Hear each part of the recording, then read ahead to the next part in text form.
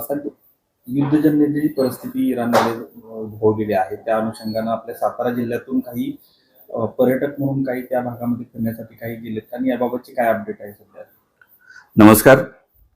आपणा सर्वांना कल्पना आहे की मध्य पूर्वेमध्ये विशेषतः इराण देशामध्ये अमेरिका आणि इस्रायल या देशांकडून काही युद्धजन्य कार्यवाही सुरू असल्याचं निदर्शनास येत आहे. अशा प्रकारच्या बातम्या आपल्याकडे येत आहेत.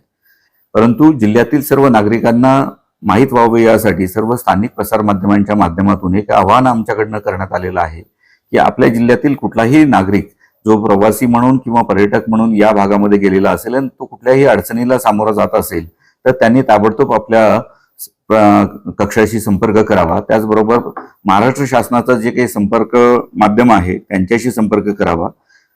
राज्य शासनाच्या वतीनं भारतीय दूतावासाच्या माध्यमातून या नागरिकांना मदत करण्याचा निश्चितपणे प्रयत्न करण्यात येईल. काही नागरिक त्या ठिकाणी अडकलेले आहेत. प्रवासाची आता व्यवस्था त्या ठिकाणावरनं परत येण्याची होत नाही असं निदर्शनास आल्यास राज्य शासन आणि केंद्र शासनाच्या वतीनं आवश्यक त्या उपाययोजना त्यांच्या माध्यमातून करण्यात येत आहेत. जर कोणाला काही अडचण असेल तर राज्याच्या आपत्कालीन संचालन केंद्राशी त्यांनी संपर्क केला पाहिजे. आपल्या जिल्ह्यातील नागरिकांसाठी आम्ही नियंत्रण कक्षाचे नंबर या ठिकाणी देत आहोत.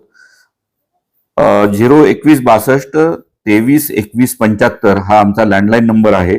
त्याचबरोबर सातारा पोलीस नियंत्रण कक्षाचा जो नंबर आहे तो आहे 02162 23 38 33 आणि मंत्रालय नियंत्रण कक्षाचा जो नंबर आहे तो आहे 9321590561.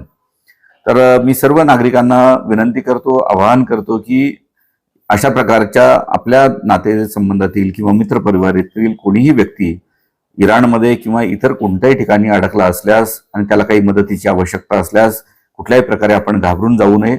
जिल्हा नियंत्रण कक्ष असेल किंवा राज्य मंत्रालयातला नियंत्रण कक्ष असेल यांच्याशी आपण संपर्क करावा. या माध्यमातून आम्ही निश्चितपणे त्यांना मदत करण्याचा प्रयत्न करू. एवढंच मी आपल्याला सांगू इच्छितो. धन्यवाद. अशाच ताज्या घडामोडी पाहण्यासाठी आत्ताच झुंजार न्यूज महाराष्ट्र या चॅनलला लाईक, शेअर आणि सबस्क्राईब करा. झुंजार न्यूज महाराष्ट्र.